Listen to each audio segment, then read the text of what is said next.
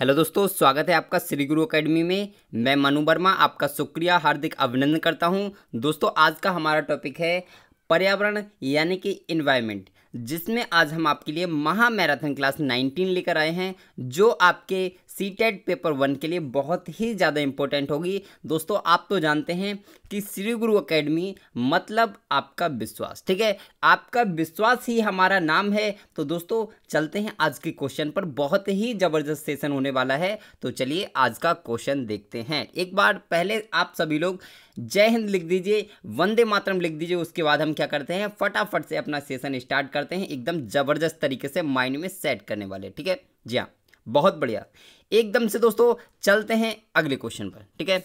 जी हाँ, तो यहाँ पर एक चीज़ आपको क्या करना है कि आप चैनल पर अगर पहली बार वीडियो देख रहे हैं तो चैनल को सब्सक्राइब कर लीजिए, और बेल आइकन है आपको ये घंटी वाला बटन दिख रहा होगा, उसको जरूर प्रेस करें। उससे क्या होगा, आपको नोटिफिकेशन प्राप्त होता रहेगा। अब चलते हैं दोस्तों क्वेश्चन पर, ठीक है। देखिए क्वेश्चन है दोस्तों, मैंने इसमें अपना नाम ले लिया है। कुछ भाई बहन कहेंगे कि सर आपने तो अपना ही नाम ले लिया। कोई बात नहीं है दोस्तों, अगली बार हम आपका नाम ले लेंगे, ठीक है। तो मनु ने देखा कि उसके घर के पास 3 वृक्ष हैं, जिनकी लंबाई क्रमशः 100 सेंटीमीटर, 150 सेंटीमीटर, 200 सेंटीमीटर है।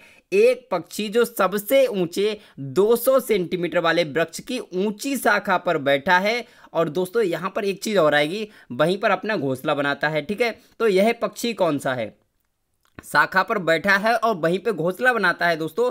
तो यह पक्षी कौन सा है बताना है दोस्तों। 99% जो हमारे भाई बहन हैं वो इस प्रश्न को गलत कर सकते हैं। तो दोस्तों अगर यहाँ पर गलत होता है कोई दिक्कत वाली बात नहीं है, पर एग्जाम टाइम में गलत नहीं होना चाहिए, ठीक है दोस्तों। बताइए इस प्रश्न का उत्तर, ठीक है। तो जहाँ तक जो आधे से ज़्यादा भाई बहन हैं वो उत्तर देंगे कौन सा, option number first is right answer. एकदम से सही होगा, लेकिन गलत हो जाएगा दोस्तों, ये आपका राइट आंसर नहीं होगा। आप कहेंगे सर हमने तो हमेशा से जिंदगी में यही पढ़ा है कि कौवा होता है सबसे ऊंची डाल पर, कौवा घोंसला बनाता है। लेकिन दोस्तों ध्यान रखिए, इस प्रश्न में और उस प्रश्न में अंतर क्या है। इस प्रश्न का उत्तर हो जाएगा चील। क्या होगा उत्तर, चील होगा दोस्तों। और क्यों हो जाएगा, तो इसके लिए समझना बहुत आवश्यक है, ठीक है। देखिए कौवा क्या है, पेड़ की ऊंची डाली पर अपना घोंसला बनाता है, सीधी सी बात है।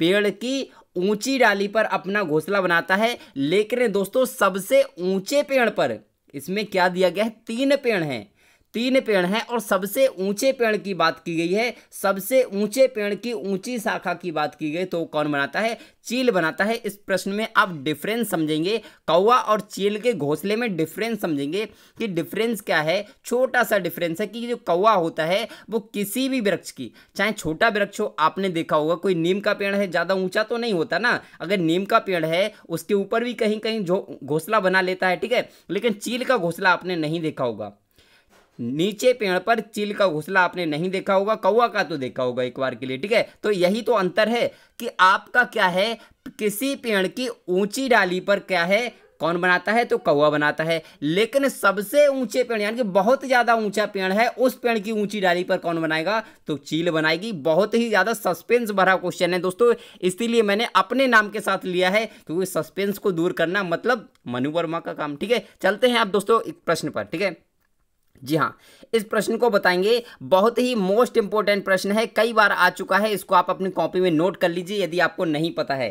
कोकण रेल सीधे जोड़ती है किससे किसको, मंगलौर से मुंबई को, कोच्चि को गोवा से कोच्चि और गोवा को, कोलम और कोझिकोड को, या फिर अल्पुझा और मंगलौर को। तो बताइए दोस्तों इस प्रश्न का उत्तर क्या होगा कि कोकण रेल किसको जोड़ती है। जी हाँ, बताना है इस प्रश्न को, कोकण रेल किसको जोड़ती है। सिंपल सा क्वेश्चन है, आपने कई बार पढ़ा होगा दोस्तों। एकदम से option number B is the right answer. क्या बी हो जाएगा, ध्यान रखिए बी नहीं होगा, कोच्चि और गोवा नहीं है, आपका मंगलौर और मुंबई है। Option number first is the right answer, एकदम से सही होगा। चलते हैं नेक्स्ट क्वेश्चन पर। हमारा बहुत ही जबरदस्त क्वेश्चन है दोस्तों, उत्सर्जन तंत्र किससे संबंधित नहीं है दोस्तों, जिससे संबंधित नहीं है वो आपको बताना है। वृक्क से, कान से, फेफड़े से, त्वचा से।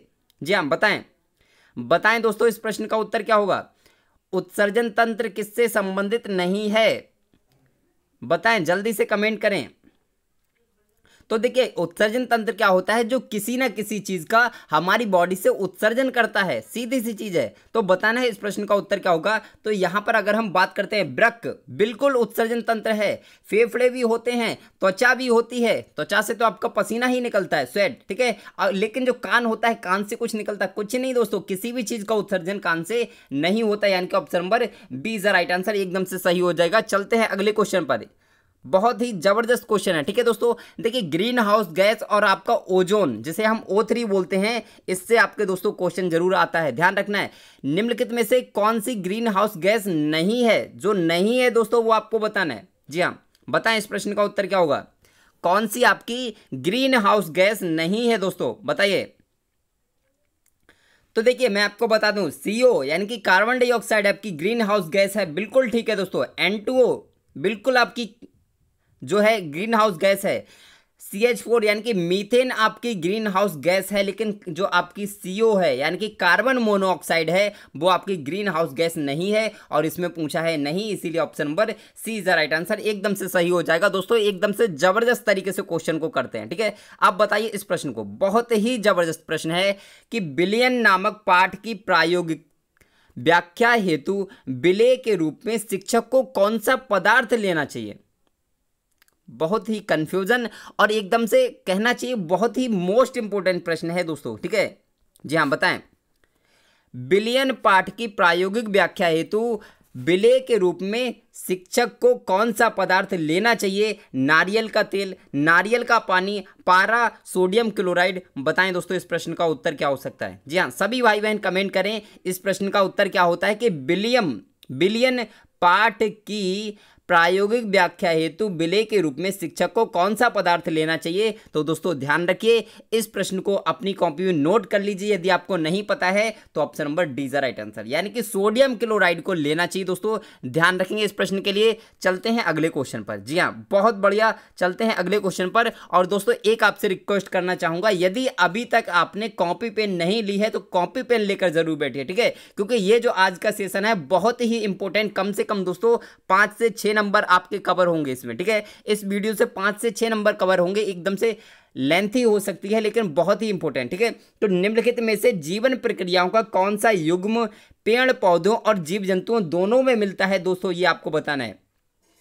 प्रजनन और अंकुरण, वृद्धि और प्रजनन, वृद्धि और भोजन बनाना, प्रजनन और भोजन बनाना। दोस्तों बताएं इस प्रश्न का उत्तर क्या हो सकता है कि कौन सा जीवन प्रक्रियाओं का युग्म पेड़ पौधों और जीव जंतुओं दोनों में पाया जाता है। तो बताएं दोस्तों क्या होगा। सिंपल सा क्वेश्चन है लेकिन बहुत ही मोस्ट इंपोर्टेंट प्रश्न है, ठीक है। जी हाँ, बताएं। देखिए आप सभी लोग जानते हैं कि यहां पर अगर हम बात करें प्रजनन होता है, तो प्रजनन देखिए जो हमारे जीव जंतु होते हैं उनमें भी प्रजनन होता है और हमारे पेड़ पौधों में भी होता है, ठीक है। लेकिन अंकुरण नहीं होता दोस्तों। हमारे जो मानव होते हैं या जीव जंतु होते हैं उनमें अंकुरण नहीं होता, ठीक है। अब यहाँ पर दूसरा ऑप्शन है वृद्धि और प्रजनन। देखिए मानव भी वृद्धि करता है और हमारा पादप भी वृद्धि करता है। प्रजनन आपका मानव भी प्रजनन करता है, यानी कि जीव जंतु भी प्रजनन करते हैं, और आपके जो पेड़ पौधे होते हैं वो भी प्रजनन करते हैं, यानी कि option number B is the right answer, एकदम से सही हो जाएगा। यही आपका एकदम से ठीक है, ठीक है, बढ़िया, एकदम से यही सही होगा, ठीक है दोस्तों, ध्यान रखेंगे। अगला दोस्तों चलते हैं अगले क्वेश्चन पर। अब दोस्तों आप कहेंगे भोजन भी तो सर हम दोनों ही बनाते हैं। तो देखिए हम क्या हैं, हम भोजन के लिए डिपेंड हैं दोस्तों, ठीक है, लेकिन जो पेड़ पौधे हैं वो डिपेंड नहीं है, तो एक जैसी विशेषता नहीं है, ध्यान रखेंगे, ठीक है। चलते हैं अगले क्वेश्चन पर। बहुत ही महत्वपूर्ण प्रश्न है दोस्तों ये वाला। इस प्रश्न को आप अपनी कॉपी में जरूर नोट करें यदि आप नहीं कर पाते हैं तो, ठीक है। जी हाँ, बताएं। ये खाली जगह है के लिए मछली घर एक्वेरियम में हवा वाला पंप रखा जाता है, किस लिए? अधिक ऑक्सीजन को पानी में घुलने देने के लिए। मछली घर यानी कि एक्वेरियम के शोभा बढ़ाने के लिए, पानी को साफ करने के लिए, या फिर जलीय पौधों को अधिक कार्बन डाइऑक्साइड उपलब्ध कराने के लिए। बताइए दोस्तों कि इसमें मछली घर यानी कि जिसे हम एक्वेरियम बोलते हैं में हवा वाला पंप क्यों रखा जाता है, यह प्रश्न आपको बताना है। प्रश्न सिंपल है लेकिन बहुत ही मोस्ट इंपोर्टेंट है, तो बताएं इस प्रश्न का उत्तर क्या होगा। जी हाँ, सभी भाई बहन कमेंट करें इस प्रश्न का उत्तर क्या होगा। जी हाँ, बताएं। तो देखिए एक चीज मैं आपके लिए बता दूं, यहां पर देखिए पानी को साफ करने के लिए ऐसा नहीं किया जाता है, ठीक है, ध्यान रखेंगे। मछली घर की केवल शोभा बढ़ाने के लिए, देखिए शोभा बढ़ाने के लिए हम वहां पर बहुत सारी सुंदर सुंदर चीजें रख सकते हैं, तो इससे तो कोई मतलब ही नहीं है, ठीक है। जलीय पौधे, अरे जब मछली घर की बात हो रही, जलीय पौधे कहाँ से आए भाई? अब यानी कि option number first is right answer, यानी कि अधिक ऑक्सीजन को पानी में घुलने देने के लिए एक्वेरियम में हवा वाला पंप रखा जाता है। एकदम से option number first is right answer. चलते हैं नेक्स्ट क्वेश्चन पर। हमारा नेक्स्ट क्वेश्चन है, बहुत ही महत्वपूर्ण प्रश्न है, ठीक है। नहीं पता तो आपको कॉपी में नोट करिए कि निम्नलिखित कथनों में से कौन सा प्राथमिक स्तर पर पर्यावरण अध्ययन पढ़ाने का उद्देश्य नहीं है?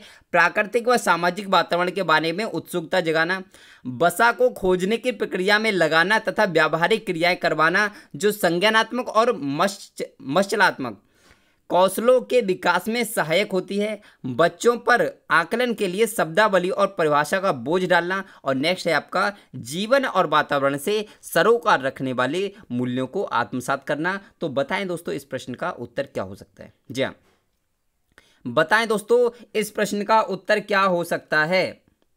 बताएं, जी हाँ बताएं दोस्तों।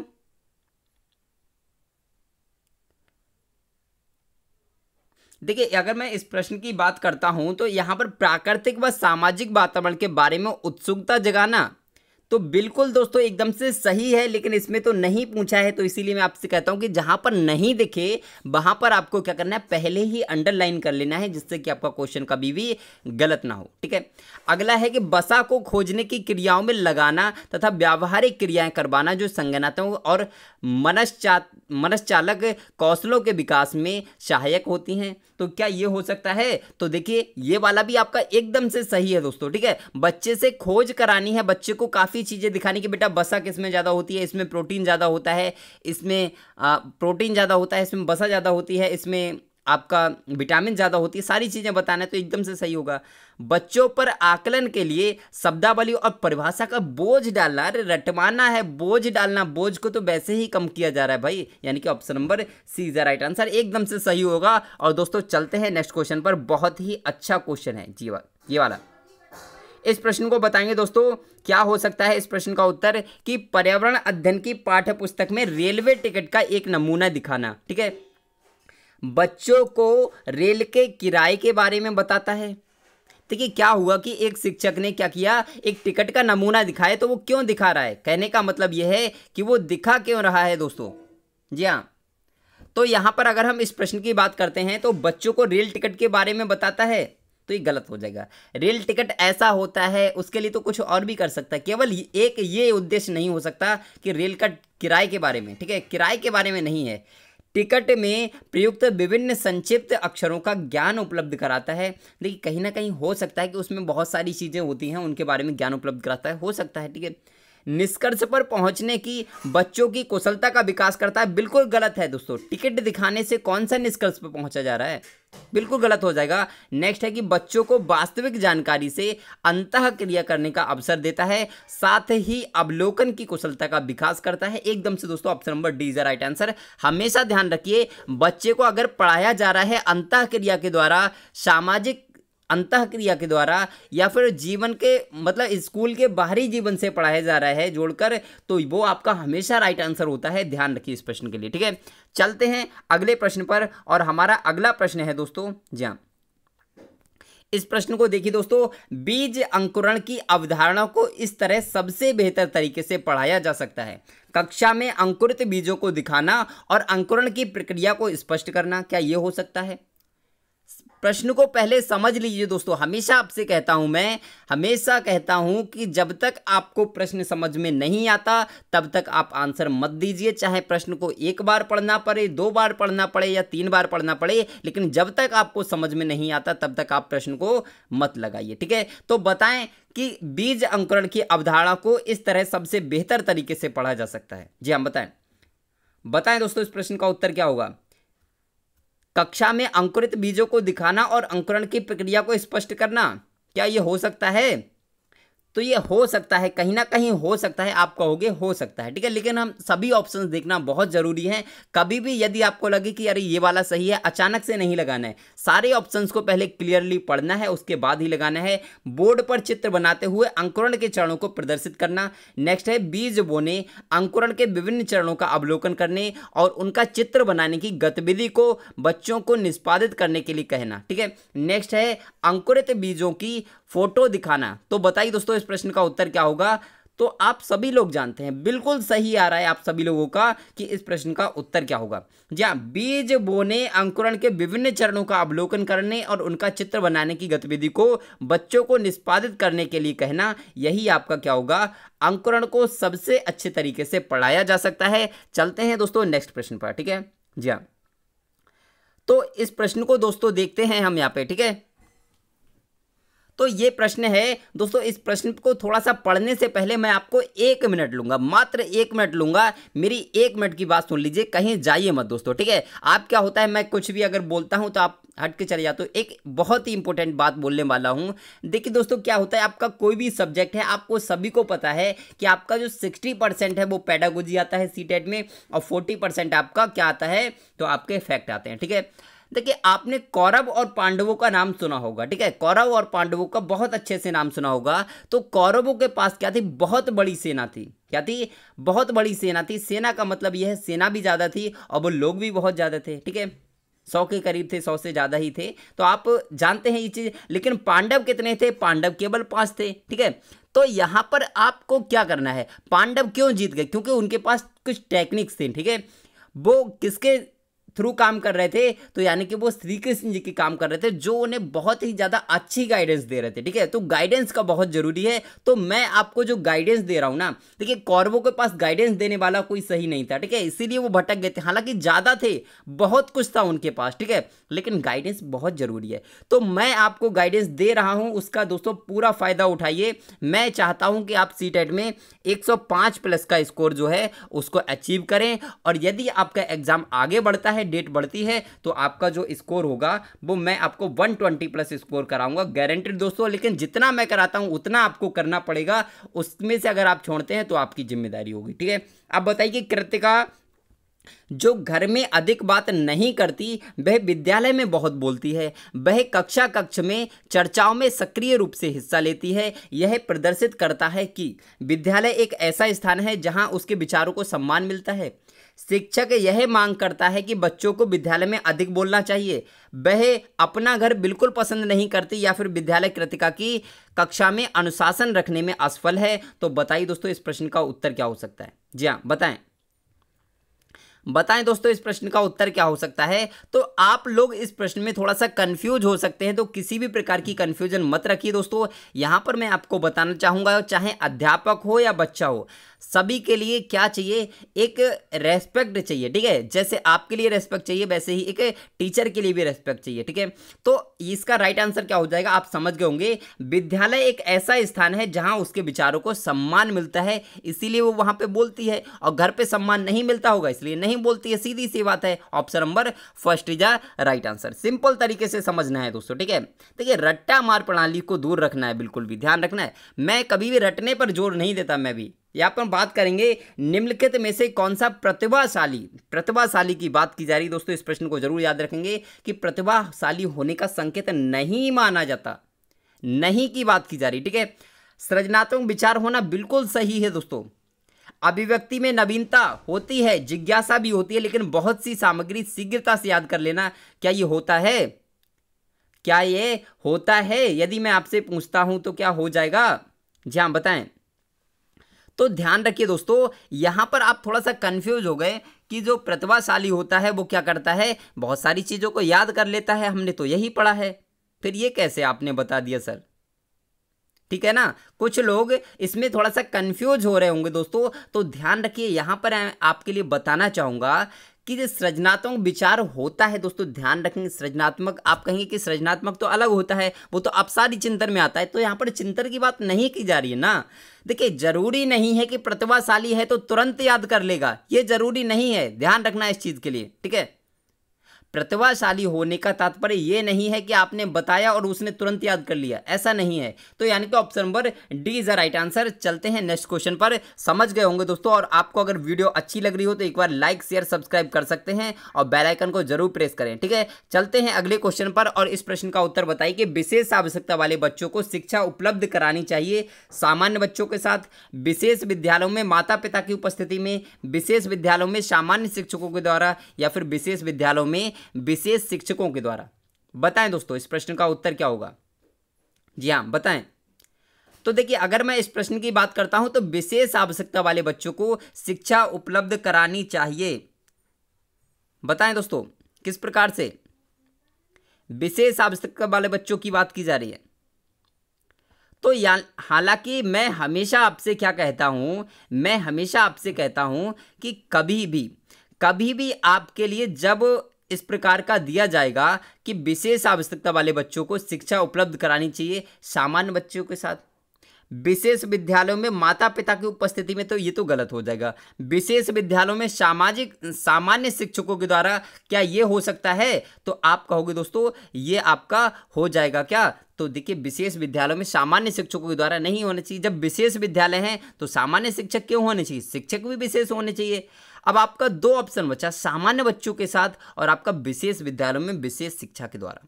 अब इस प्रश्न में आप थोड़ा सा कंफ्यूज होंगे दोस्तों, लेकिन ध्यान रखिए ये प्रश्न मैंने आपको पहले भी कराया है और आज भी करा रहा हूं। इस प्रश्न का उत्तर वही होगा, कौन सा, option number D is the right answer. विशेष विद्यालयों में विशेष शिक्षकों के द्वारा, ठीक है, ध्यान रखना है, विशेष विद्यालयों में विशेष शिक्षकों के द्वारा, option number D is the right answer. सामान्य बच्चों के साथ हालांकि होता है, लेकिन इस प्रश्न को जो ऑप्शन आप देखेंगे तो ऑप्शन के अकॉर्डिंग आपका ऑप्शन नंबर डी ही राइट होगा, क्योंकि आपका सीटेट में ये आया हुआ प्रश्न है, तो इसीलिए मैंने इसको लिया है, ठीक है दोस्तों। चलते हैं अगले क्वेश्चन पर। जी हां, हमारा अगला क्वेश्चन है, निम्नलिखित में से किसका मूल उद्भव स्थान भारत नहीं है। किसका मूल उद्भव स्थान भारत नहीं है दोस्तों, यह आपको बताना है। बहुत ही कंफ्यूजन भरा सवाल है, ठीक है। जी हां, बहुत ही ज्यादा कंफ्यूजन भरा सवाल है कि किसका मूल स्थान भारत नहीं है दोस्तों, यह आपको बताना है। तो शायद इस प्रश्न को करने में कोई भी दिक्कत नहीं होगी, क्योंकि इसके नाम से ही आप समझ गए होंगे, स्ट्रॉबेरी, ठीक है। Option number D is the right answer, यानी कि स्ट्रॉबेरी आपका इंडियन नहीं है, आम भी आपका इंडियन है, केला भी इंडियन है, और नारियल भी आपका जो उद्भव स्थान है, यानी कि यहीं से इसका उत्पादन शुरू हुआ, ठीक है। तो ध्यान रखेंगे ये तीनों आपके इंडियन हैं और आपका स्ट्रॉबेरी इंडियन नहीं है। चलते हैं अगले क्वेश्चन पर, और हमारा अगला क्वेश्चन है दोस्तों, एक बार क्या है, आप थोड़ा सा जय हिंद लिख दीजिए, ठीक है, जय हिंद लिख दीजिए, एक बार धुआं धुआं हो जाए, एकदम से मजा आ जाना चाहिए, ठीक है। बताएं, रोहित कार्ड शीट को कैंची से काटते हुए कई आकृतियां बना रहा है, इस कार्य में किस बल को उपयोग में लिया जा रहा है। बताइए, मांसपेशीय बल, घर्षण बल, यांत्रिक बल, गुरुत्वाकर्षण बल। बताइए दोस्तों क्या होगा इस प्रश्न का उत्तर। जी हाँ बताएं, क्या होगा इस प्रश्न का उत्तर कि रोहित कार्ड शीट को कैंची से काटते हुए कई आकृतियां बना रहा है। देखिए, घर्षण बल आप समझते हैं, आप जमीन पे चलते हैं, आपको क्या होता है, ये घर्षण बल होता है, ठीक है। कोई भी चीज हम क्या करते हैं कि घर्षण बल के द्वारा ही क्या होती है, हम चल पाते हैं, ठीक है, ध्यान रखेंगे। तो ये आपका नहीं होगा। यांत्रिक बल नहीं होगा, आप सभी लोग जानते हैं। गुरुत्वाकर्षण बल क्या होता है, आप कोई भी चीज ऊपर फेंकते हैं वो जमीन की तरफ नीचे आती है, ये गुरुत्वाकर्षण बल है। यानी कि मांसपेशीय बल है, अपने शरीर का ही तो यूज कर रहा है, मांसपेशियों का यूज कर रहा है, यानी कि option number first is the right answer. चलते हैं नेक्स्ट क्वेश्चन पर। दोस्तों गले में थोड़ा सा दर्द होने लगा, कोई बात नहीं है। यहाँ पर बात करते हैं, पृथ्वी पर माउंट एवरेस्ट सबसे ऊंची पर्वत चोटी है, यह समुद्र तल से कितनी ऊंचाई पर स्थित है। सिंपल सा क्वेश्चन है, आप सभी लोग जानते हैं, इस प्रश्न का उत्तर सभी लोग जानते होंगे, ठीक है। बताएं इस प्रश्न का उत्तर क्या होगा। जी हाँ बताएं। तो बिल्कुल सिंपल सी बात है, कौन सा दोस्तों, एकदम से सही, option number first is right answer, 8848। लेकिन ध्यान रखें कहीं कहीं पर आपको 8850 भी मिल सकता है, तो आप 8850 या फिर 8848 जो भी मिलता है आप उसको लगा सकते हैं, ठीक है दोस्तों। चलते हैं अगले क्वेश्चन पर, ठीक है। यहाँ और माउंट एवरेस्ट किसकी चोटी है, तो आप याद रखोगे ये आपका हिमालय की चोटी है। और हिमालय आपका कहाँ है, तो आपका हिमालय का जो एवरेस्ट है, एवरेस्ट आपका कहाँ है, तो आपका वो नेपाल में है, ठीक है। ध्यान रखेंगे भारत में नहीं है, ध्यान रखेंगे इस चीज के लिए। निम्नलिखित में से कौन सा अलग समूह से संबंधित है, ये आपको बताना कि कौन सा अलग है दोस्तों।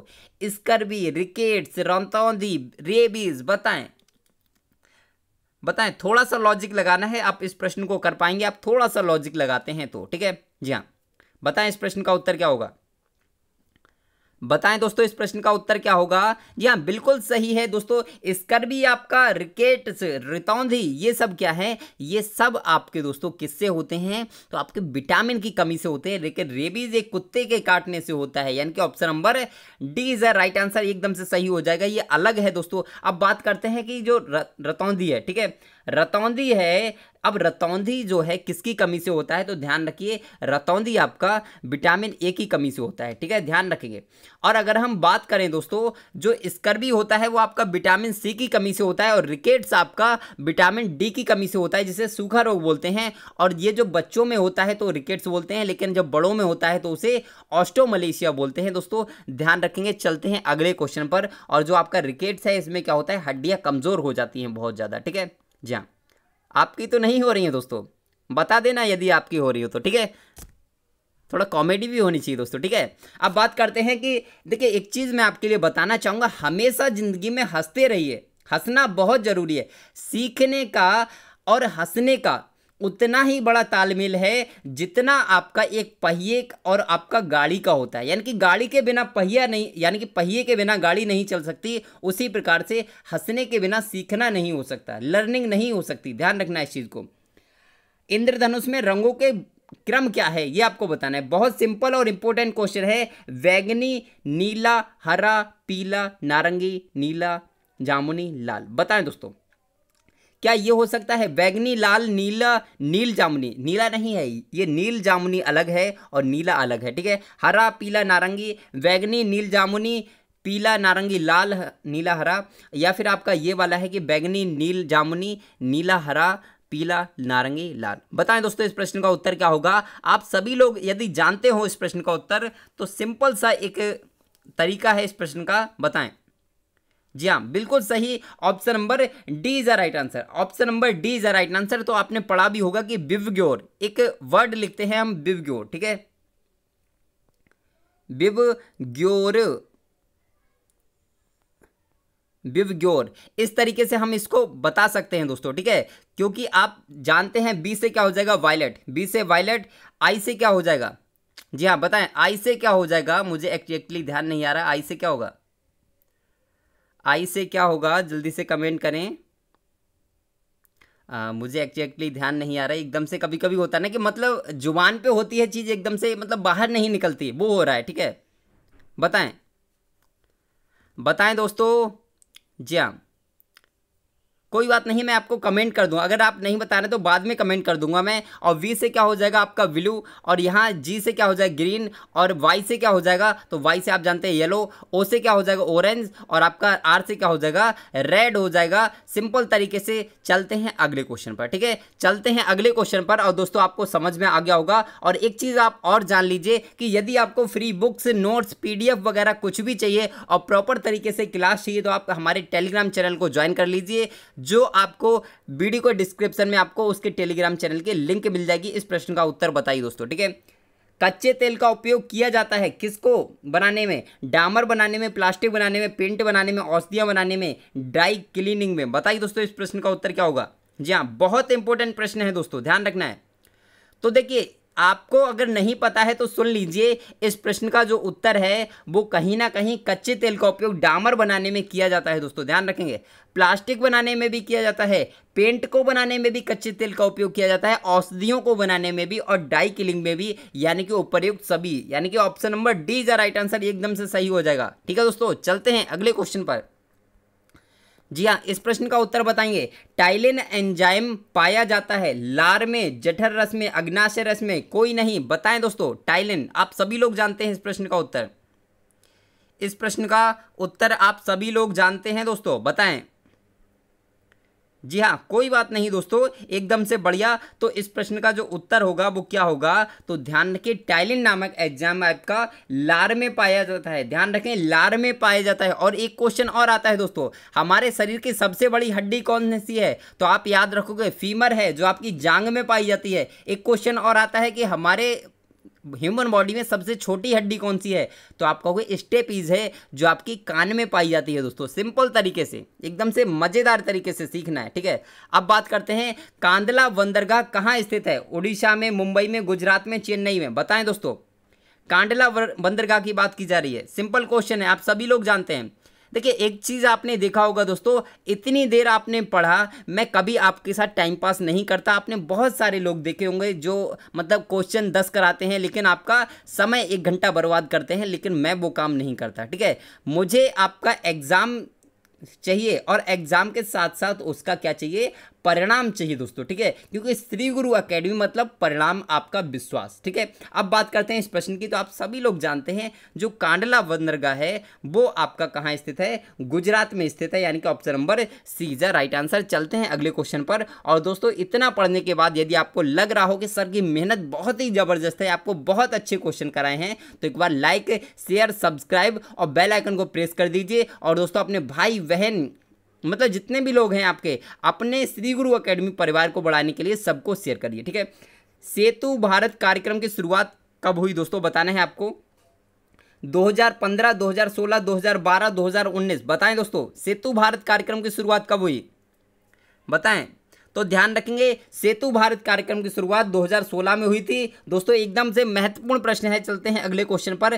कवकों का अध्ययन क्या कहलाता है, इस प्रश्न को आप नोट कर लीजिए यदि आपको नहीं पता है तो, ठीक है दोस्तों। ध्यान रखेंगे क्या होगा इस प्रश्न का उत्तर, बताएं। तो ध्यान रखेंगे कवकों के अध्ययन को क्या कहा जाता है, तो आपका माइकोलॉजी कहा जाता है दोस्तों। ध्यान रखें, फाइकोलॉजी नहीं होता है, माइकोलॉजी होता है। कुछ भाई बहन ये भी देंगे, लेकिन ध्यान रखना है माइकोलॉजी होता है, माइकोलॉजी होता है, माइकोलॉजी होता है, ठीक है। चलते हैं अगले क्वेश्चन पर। जी हाँ, अगला क्वेश्चन है, बाष्पोत्सर्जन की दर को किसके द्वारा मापा जाता है, हाइकोमीटर, पोटोमीटर, वेरोमीटर, कोई नहीं, बताएं दोस्तों इस प्रश्न का उत्तर क्या होगा। जी हाँ बताएं। तो देखिए एक चीज़ मैं आपसे कहना चाहूँगा दोस्तों, मैं आपके लिए बहुत मेहनत करता हूँ, आप सभी लोग देखते हैं, ठीक है। आप समझ नहीं सकते प्रश्नों का जो चयन किया जाता है। एक तो क्या होता है कि प्रश्न कहीं से भी उठाए और आपको दे दिए, ठीक है, एक तो वो होता है। लेकिन एक होता है कि अच्छे प्रश्नों का चयन करना, तो उसमें आपके लिए बहुत समय लगता है। और मैं आपके लिए हमेशा अच्छे प्रश्नों का ही चयन करके लाता हूं, जो आपके सीटेट एग्जाम 2020 के लिए बहुत ज़्यादा इंपॉर्टेंट है, ठीक है। तो आप मेरी मेहनत के अनुसार देखते हुए अपने परिवार श्री गुरु एकेडमी को बढ़ाने के लिए थोड़ा सा शेयर जरूर करेंगे दोस्तों, ठीक है। तो यहाँ पर बात करते हैं इस प्रश्न के उत्तर की। तो ध्यान रखिए आपका क्या होगा इसका आंसर, तो ध्यान रखिए option number B is right answer, कि पोटोमीटर। बाष्पोत्सर्जन की दर को पोटोमीटर के द्वारा मापा जाता है, तो इस प्रश्न को आप ध्यान रखेंगे, ठीक है।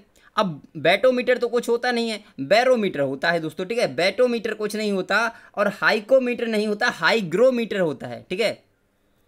हाईग्रोमीटर होता है जिससे जलवाष्प को हम मापते हैं, ठीक है। और बैरोमीटर क्या होता है, जिससे वायु दाब मापते हैं। आप सभी लोग जानते हैं, लेकिन इसमें थोड़ा सा गलत ही लिखा हुआ है, ठीक है। अब हम बात करते हैं इस प्रश्न की कि ओजोन परत संरक्षण के लिए कन्वेंशन किए गए, वियना में, कनाडा कन्वेंशन, या फिर आपका ए और बी दोनों, या फिर आपका नैरोबी। इस प्रश्न को बताएं। उसके बाद में देखिए हमेशा आपसे मैं कहता हूं कि कभी भी आपको उपयुक्त सभी या फिर ये दोनों मिलता है तो पहले प्रश्न को पढ़िए और पढ़ने के बाद में इसको लगाइए, ठीक है। तो एक चीज़ आप सुन लीजिए दोस्तों, कि आपको पता है कि आजकल मेरी तबीयत थोड़ी सी सही नहीं चल रही है, जिस वजह से आपकी जो 3 क्लासेस होती थी लाइव वो नहीं हो पा रही। आजकल 2 ही हो पा रही है, एक आपकी 12 बजे सुबह और एक आपकी रात्रि में 9 बजे। तो आप टेंशन मत लीजिए, आप थोड़ा सा मैनेज करिए, जल्द ही आपको तीनों क्लास प्रोवाइड कराई जाएंगी, ठीक है। और आप एग्जाम की तैयारी करते रहिए दोस्तों, एग्जाम का कोई पता नहीं है कब हो जाए, ठीक है। क्योंकि आपका जो CBSE है, ठीक है, वो फुल मूड में है, NCERT आपका फुल मूड में है एग्जाम कराने की, ठीक है। अब बताएं इस प्रश्न का उत्तर क्या होगा। तो ध्यान रखिए इस प्रश्न की जब हम उत्तर की बात करते हैं कि ओजोन परत संरक्षण के लिए कन्वेंशन किए गए,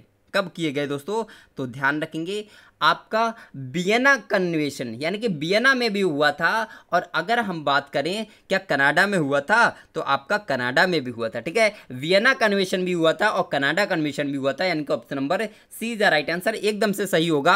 और दोस्तों इतना पढ़ने के बाद यदि आपको लगता हो कि सर का जो चैनल है उसे सब्सक्राइब करना चाहिए और शेयर करना चाहिए और कमेंट करना चाहिए, लाइक करना चाहिए, तो आप करें, अन्यथा कोई ज़बरदस्ती नहीं है। दोस्तों आपको अपने परिवार के साथ कैसा लग रहा है, यानी कि श्री गुरु अकेडमिक परिवार के साथ, तो उसको आप जरूर कमेंट करिए। ठीक है, और दोस्तों आज का सेशन बस इतना ही रखते हैं, लेकिन आप जो हमारी लाइव क्लास की टाइमिंग है 12 बजे, 4 बजे और रात्रि 9 बजे, तो उसमें आप ऑटोमेटिक अपने आप से आ जाए करिए, तो आपको कोई प्रॉब्लम नहीं होगी। ठीक है, तो चलिए दोस्तों आज के लिए बस इतना ही रखते हैं, फिर मिलते हैं एक नेक्स्ट वीडियो में नेक्स्ट टॉपिक के साथ। तब तक के लिए हंसते रहिए, मुस्कुराते रहिए और तैयारी करते रहिए दोस्तों। ठीक है, तो चलिए बाय बाय दोस्तों।